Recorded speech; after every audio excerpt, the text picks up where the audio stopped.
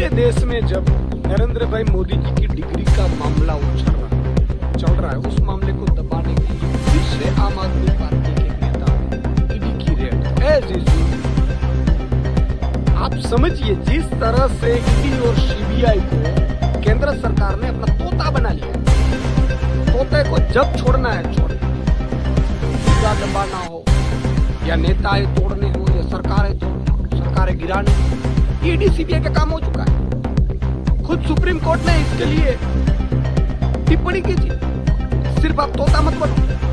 और आज सौरभ भारद्वाज के यहाँ ईडी की रेड हुई, जहां जिस मामले में हुई है उस मामले का मंत्री ही नहीं, यानी कि पूरा फर्जी बनाया गया है केस एज यूजुअल। जैसे सत्येंद्र जैन जी को 2.5 साल रखा, कुछ नहीं। मनीष सिसोदिया जी हो, अरविंद केजरीवाल जी, संजय सिंह जी हो, आप देखो कि जिस दूसरे राज्यों के मंत्री और मुख्यमंत्रियों को तोड़ने थे, सरकार गिरानी थी, उनके यहाँ ईडी की रेड होती है, वो भाजपा ज्वाइन करते हैं या भाजपा को सपोर्ट करते हैं, ईडी की क्लीन चिट मिल जाती है। और अरविंद केजरीवाल और आम आदमी पार्टी का एक भी नेता फूटा नहीं, तो ईडी की बार बार रेड करके ये देश का और सबका समय बर्बाद कर मुद्दा भटकाने की कोशिश होती है। लेकिन एज यूजुअल सौरभ भारद्वाज के यहाँ भी कुछ मिलने वाला नहीं है। ईडी चाहे जितनी भी रेड करो, जितनी भी तब जांच करो, कुछ मिलने वाला नहीं, क्योंकि करप्शन किया ही नहीं है। हम सब लोग राजनीति की व्यवस्था बदलने हैं, और इसलिए ये केंद्र और मोदी सरकार इनकी आम आदमी पार्टी से डर है, वो भी એઝ યુઝ્યુઅલ આજે ફરીથી સૌરભ ભારદ્વાજ આમ આદમી પાર્ટીના નેતા છે, એમને ત્યાં ઈડીની રેડ।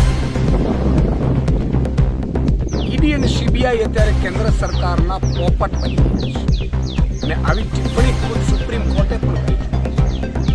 તમે વિચાર કરો, જે સૌરભ ભારદ્વાજ જેમને અત્યારે ઈડીની રેડ કરવામાં આવી છે, એ સમયે મંત્રી જ નહોતા એવી પાર્ટી, પરંતુ ફરજી ડિગ્રીનો મામલો અત્યારે શ્રી નરેન્દ્રભાઈ એ ડિગ્રી સાચી છે એ આખા દેશમાં અત્યારે જાણવા માંગે છે દેશ। ત્યારે એ મુદ્દાને દબાવવા માટે સૌરભ ભારદ્વાજને ત્યાં ઈડીની રેડ કરો એટલે મામલો દબાઈ। ભારતની ગુજરાતની આ તમારા જે નાટકો થયા છે ઈડીના એ જોઈ ચૂકી। તમે વિચાર કરો, અરવિંદ કેજરીવાલજીને તમે જેલમાં નાખ્યા, બેલ મળી ગયા છે, કશું જ સબૂત નથી। સત્યેન્દ્ર જૈનને તમે 2.5 વર્ષ જેલમાં નાખ્યા છે, કોઈ સબૂત નથી। મનીષ સિસોદિયા હોય, સંજય સિંહ, તમારું ખેલ એ હતો કે ગમે તેમ કરી અને નેતાઓને તોડીને ભાજપમાં જોડવામાં, જે બની નથી શકતું। આમ આદમી પાર્ટીના નેતાઓ કંઈ પામવા માટે નથી આવ્યા। અમે જે આવ્યા છીએ એ પ્રજાના હિત એના રક્ષણ માટે, અને એટલા માટે આ સૌરભ ભારદ્વાજ કેસમાં પણ એવું જ થશે। કશું મળશે નહીં, કશું જ કોઈ એ નહીં થાય, પણ દબાવી ડરાવીને કઈ રીતે નેતાઓને ફોડવામાં આવે છે, ભૂતકાળમાં ભાજપે કરી ચૂક્યું છે। તમે વિચાર કરો,